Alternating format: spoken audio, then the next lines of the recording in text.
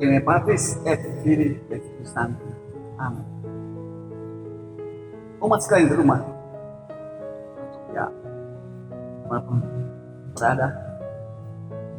Hari Jumat yang lalu kita merayakan pesta hati Yesus yang Maha Kudus.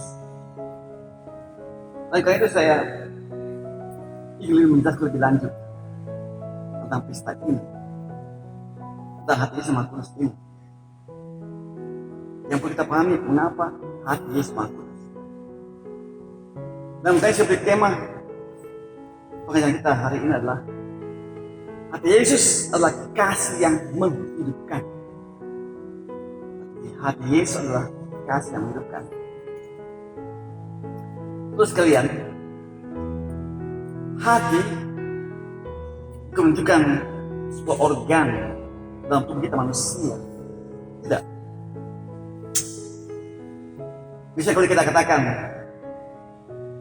dalam hati, ya, itu bukan soal menunjuk ada organ dalam tubuh saya adalah hati, memang ada, itu dimaksud.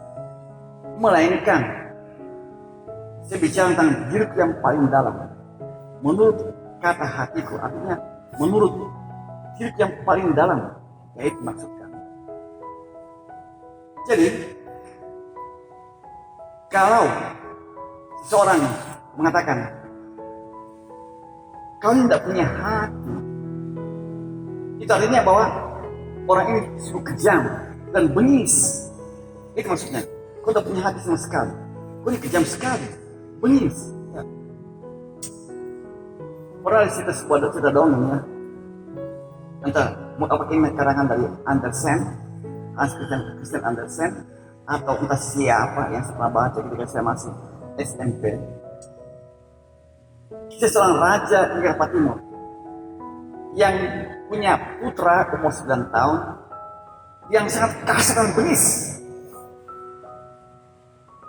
Dia bersifat dan sikapnya bengis, kalian itu menjadikan hati raja dan permaisuri. Lalu jadilah orang pintar, ya. Kalau sebut orang pintar, ya kita artikan dukun ya. Tapi di sana itu tabib, ya. Artinya dimasuki tabib. Orang yang mengerti anatomi manusia. Dia mengapa, untuk mencari tahu mengapa si anak ini, raja ini begitu bengis. Lalu diperiksa oleh tabib itu, ternyata si anak ini sama sekali tidak punya hati dalam dirinya. Kagetlah mereka, kok tidak punya hati? Jadi anak ini lahir tanpa hati, makanya bengis dan seram kejam dia. Kejam pada siapapun dan apapun, suka merusak. Tidak punya hati. Lalu cari tahu bagaimana caranya supaya dia punya hati. Untunglah di sana ada seorang hamba yang sangat baik untuk rupa. Ada dipanggil, apa sebab dia begitu baik, tidak ramah dan sebagainya, atau begitu lembut, diperiksa oleh tabib. Ternyata hatinya ada dua. Dua hatinya. Nah, kalau begitu raja katakan, bisa tidak dipindahkan hatinya satu ke si anak ini? Dan aku tahu bersedia.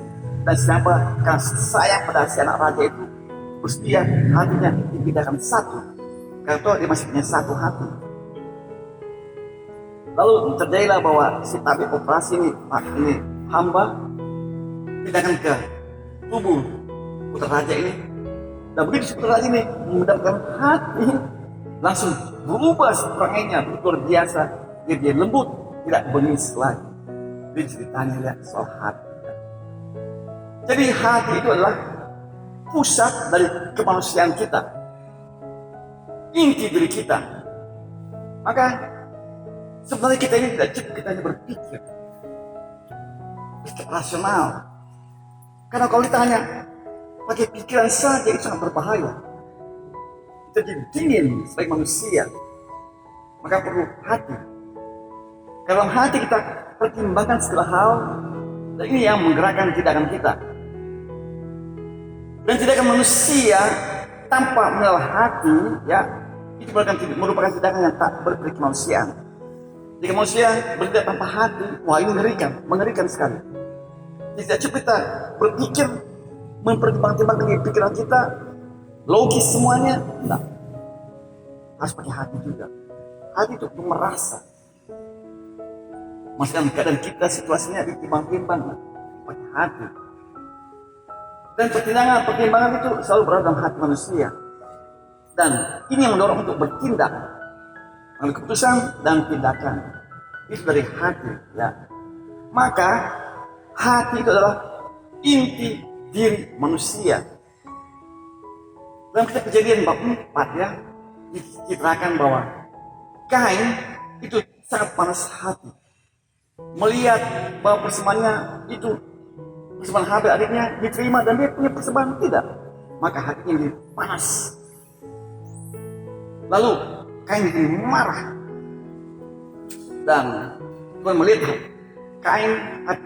hati Kain yang panas dan karena marah.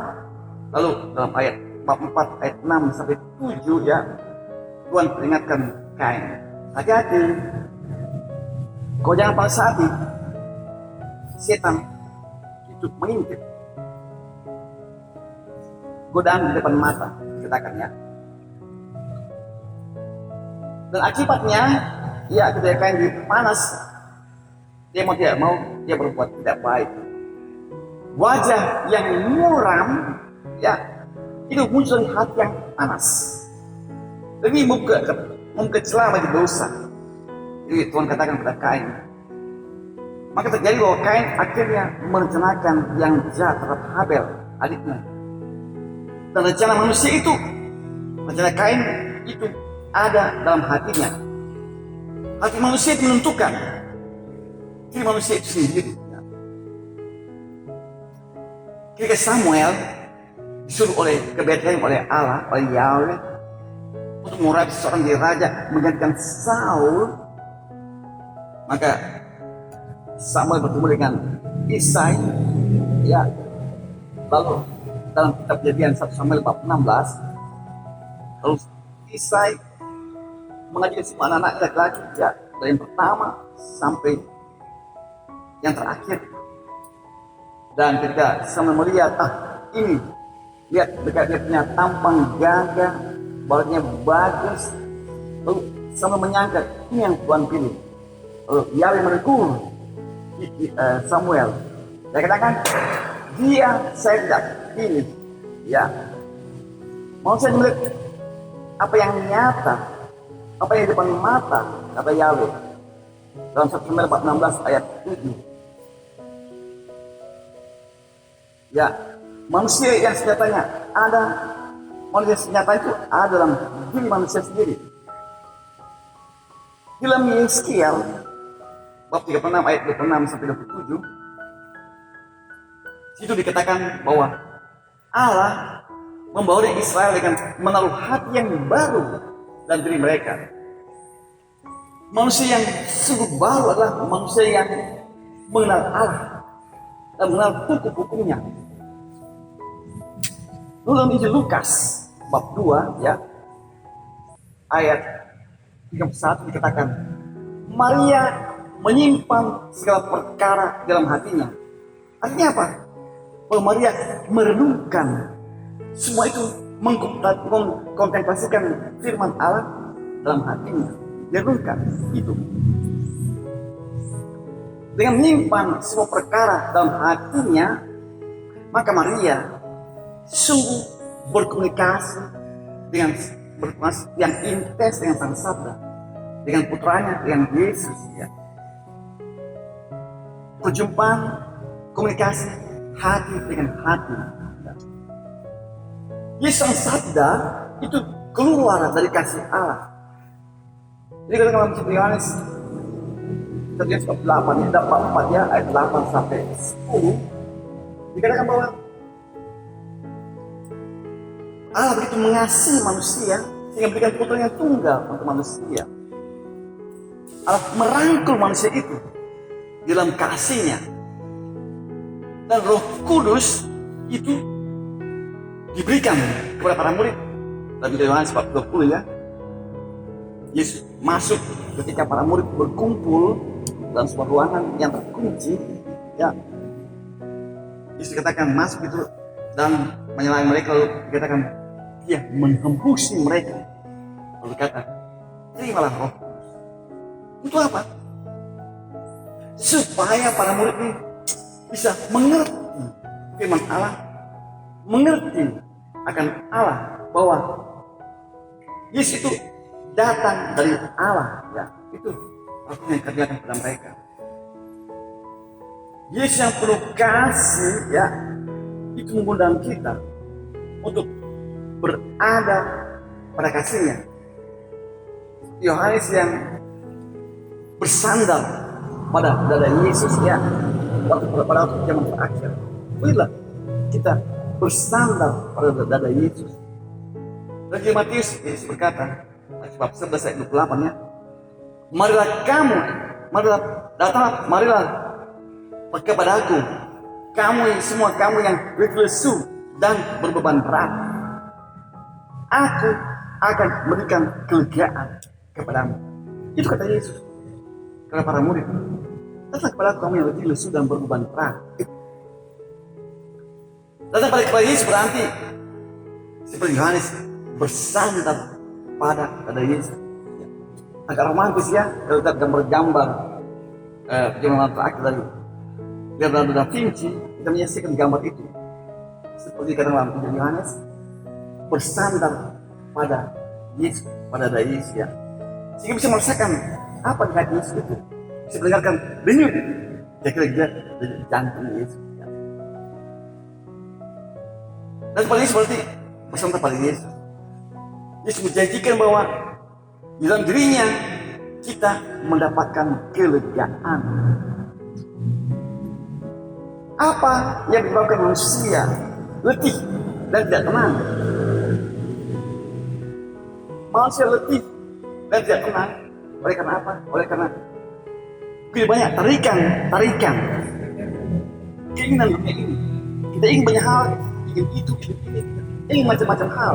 Begitu banyak menarik kita, dan semua tidak terpenuhi. Dan itu melelahkan dan mempunyai akibat tertentu. Itu bahwa kita iri, dengki, benci, dan penuh amarah. Iri, benci, dengki, dan amarah inilah adalah sifat-sifat satanik, artinya yang dari setan datangnya. Dan ini membawa dosa. Dosa seperti kecaman Tuhan kepada Kain. Tuhan kata kepada Kain, awas, hati-hati. Kebencianmu itu membuka celah bagi dosa yang sudah mengintip di depan pintu. Dosa karena muram. Jadi kemuraman itu akibat marah, akibat dengki, akibat iri kepada Habel adiknya. Ya, di dalam Kejadian bab 4, ya. Orang yang dikuasai oleh dengki, iri dan amarah, ya, itu tidak akan mampu lagi merasakan kasih Allah. Orang demikian lalu kehilangan sukacita. Dan ya, hidup orang seperti itu, ya, adalah wajah muram. Mengerikan orang seperti itu. Orang yang muram itu tidak suka melihat orang lain senang, tidak suka melihat orang lain sukacita, dan bahkan ingin menghancurkan apa yang menyebabkan seseorang sukacita. Dia tidak suka itu, dia iri, benci pada sumber sukacita orang, ya. Dalam sebuah novel yang saya pernah baca, ya, berapa tahun lalu, novel terjemahan bahasa Prancis, ini ada bahasa Indonesia tentunya, dari Henri Charrier, judulnya Papillon, ya. Dalam novel Papillon ini kisah tentang sebuah penjara di Amerika Selatan, dari yang bernama Guyana, ya. Di situ, dalam kisah itu, dalam penjara itu dikisahkan bahwa ada seorang tawanan, teman dari Papillon yang juga tawanan, dan juga narapidana, ya. Kalau orang sudah masuk dalam penjara itu tidak akan pernah keluar lagi. Ya, yang dipenjarakan itu adalah semua orang penjara kelas berat, apa yang dituduh kelas berat, sekali masuk tidak akan pernah keluar. Nah, si narapidana satu ini untuk mengisi waktunya dia piara bebek, itik. Dan dia suka sekali itik ini. Dan itik dia benar-benar yang perlu cinta, ya. Karena dia masih kesepian, dia perlu teman. itik. Demi bersukacita pada narapidana itu. Sukacita pada itik, mana dia pergi, itik itu ada. Itu patutnya pun itik itu tidur di situ ya. Lalu ada narapidana saat yang lain yang tak suka, benci lihat sukacita dari narapidana yang satu ini, yang pelihara itik. Maka seketika dia curi itik dan dia bunuh, matikan. Lalu si pemilik itik mencari di mana itiknya itu. Pelihara hilang. Nah, kita kan dalam kisah ini si narapidana begitu muram, begitu besar dan begitu jatuh sakit ya. Jadi kita melihat bagaimana wajah muram ya membuat seorang itu benci, iri dan tidak suka dengan orang lain senang. Atau orang kita dalam hidup kita berkata ya, orang yang senang lihat orang itu susah dan susah lihat orang yang senang ya. Dan seperti ini yang kita saksikan dalam kehidupan kita. Kita merasa kesal melihat orang yang tidak sesuai dengan keinginan kita. Kita tak suka itu. Dan kita ingin orang itu harus ikut kemauan kita. Yang mungkin jahat, lalu mungkin kita akan bunuh orang yang kita pandang menyesalkan itu ya. Dan kenapa kau bunuh orang itu? Wajahnya nyebelin. Ih, kok nyebelin? Kamu sebel orang seperti apa? Ya pasti karena iri, tidak suka orang lain senang. Ya. Ini memang penyakit yang berasal dari rasa kekosongan, kosong dan sepi. Ini seorang merasa kosong dan sepi itu biasanya karena kecewa sangat berat. Dan ini dialami Saul dalam kitab Samuel ya. Saul sepi ya, sehingga jengkel pada Daud yang main kecapi. Kalau Daud dipanggil untuk main kecapi supaya Saul gembira. Ketika Daud ini menang perang lawan Goliat dan orang semua begitu dia, lalu Saul merasa kekosongan yang amat sangat dalam hatinya, istilah luar biasa. Dan ketika Daud main kecapi, dia ambil tombak, lempar Daud dengan tombak ini supaya Daud tertancap di tembok dengan tombak itu. Daud meninggal. Itu melihat bahwa orang yang sepi, yang memiliki kekosongan batin berupa itu muram, maka dia akan penuh iri dan benci pada orang yang penuh sukacita ya. Nah, inilah manusia fasik yang dalam kitab suci dikatakan fasik. Dan orang fasik dalam kitab suci adalah orang yang selalu merancang apa yang jahat. Ya, kalau bikin rencana yang jahat, dibaca tadi ya, baca dalam kitab suci ya, Yeremia yang menyaksikan bahwa orang-orang yang fasik merancang kejahatan untuk dia untuk membunuh Yeremia. Kenapa? Karena ucapan Yeremia itu tindakannya itu membongkar topeng-topeng dari orang fasik itu, maka marah, kecewa, jengkel luar biasa dan ingin menghancurkan Yeremia. Saudara, Yesus memanggil kita untuk datang kepadanya oleh karena Dia ingin kita berada dalam kasih-Nya. Ketika kita berada dalam kasih-Nya, maka kita akan sungguh bersikap seperti Dia. Hati kita akan seperti hati-Nya. Tidak akan terpisah dari Dia. Kalau kita terpisah dari Dia, kita hancur. Kita sendirian, kita kosong. Maka kita perlu berada dalam hati Yesus, merangkul Dia, atau dirangkul oleh kasih-Nya yang menghidupkan kita. Saudara, kita tidak pernah boleh membiarkan diri kita lepas dari kasih Yesus. Karena terpisah dari Dia, kita hancur. Lebih berada dalam hati Yesus, dirangkul oleh kasih-Nya yang menghidupkan kita menjadi hidup. Tidak boleh membiarkan diri kita diisi oleh namanya ketagihan. Ketagihan akan apa yang buruk dalam hidup kita ini. Ini membuat kita menjadi marah, lelah, dan dipenuhi dengan segala apa yang negatif.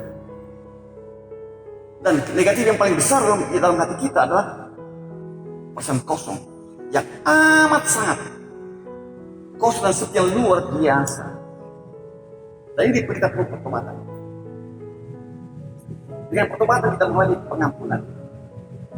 Pengampunan dari Tuhan Yesus. Dalam pengampunannya, kita akan semua mengalami kasih yang merangkul kita. Dan kepada kita diberikan roh kehidupan. Kasihnya. Kasihnya sungguh menghidupkan kita. Amin. Laudatus Yesus Kristus, terpuji namanya.